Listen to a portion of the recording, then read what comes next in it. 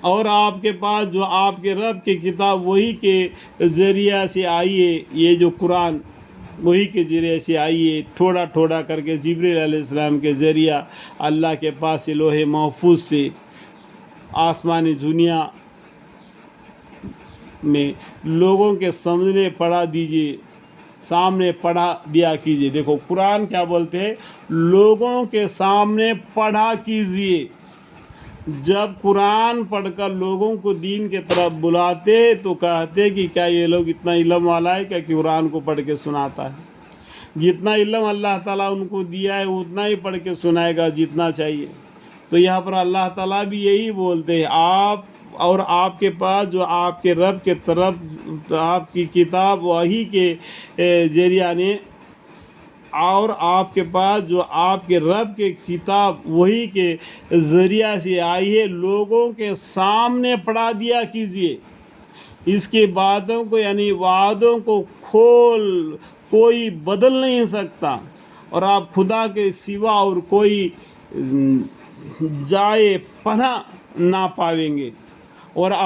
اور آپ اپنے کو ان لوگوں کے ساتھ مقید رکھا کیجئے جو صبح اور شام یعنی علی الدوم اپنی رب کی عبادت محض اس کی رضا جوئی کے لیے کرتے ہیں۔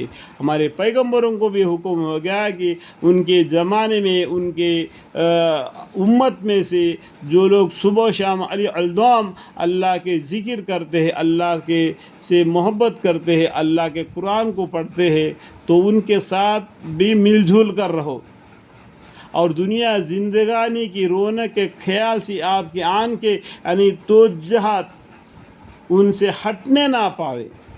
یعنی یہ دنیا کے طرف سے، دنیا کے وجہ سے آپ کا دل اور آنکھ ان لوگوں سے ہٹنا نہیں چاہیے جو علی الدم اللہ کا ذکر کرتے قرآن کو پڑھتے ہیں۔ یہ دنیا کے طرف مائل نہیں ہونا، کہنے کا مطلب سمجھ میں آیا؟ دنیا زندگانی کی رونق کے خیال سے آپ کی آنکھیں یعنی توجہات اسے ہٹنے نہ پاوے، اور یہ شخص کا کہنا نہ مانے جس کے قلب کو یعنی دل کو ہم نے یعنی اللہ تعالیٰ نے اپنی یاد سے اللہم اغفر غافل کر رکھا ہے۔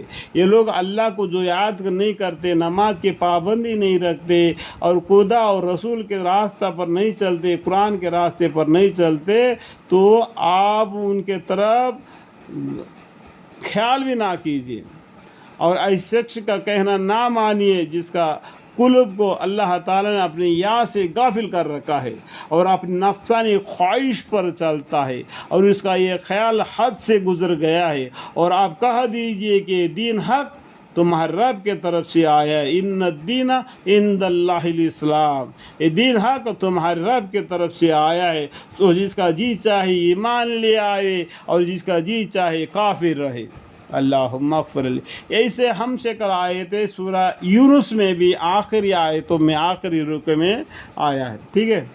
آپ پڑھیں گے تو معلوم پڑ جائے گا کہ اس کا مطلب معنی، ٹھیک ہے؟ اور آپ کہہ دیجئے کہ یہ دین حق تمہارے رب کی طرف سے آیا ہے، تو جس کا جی چاہے ایمان لے آوے اور جس کا جی چاہے کافر رہے۔ بے شک ہم نے یعنی اللہ تعالیٰ اس ظالموں کے لیے آگ تیار کر رکھی ہے۔ آگ کا عذاب کون دیتا ہے؟ اللہ دیتا ہے، انسان نہیں دینا۔ یہ لوگ کچھ مرے مردے کو لے جا کے جلاتے ہیں، تو جلانے کا عذاب انسان کو حق نہیں۔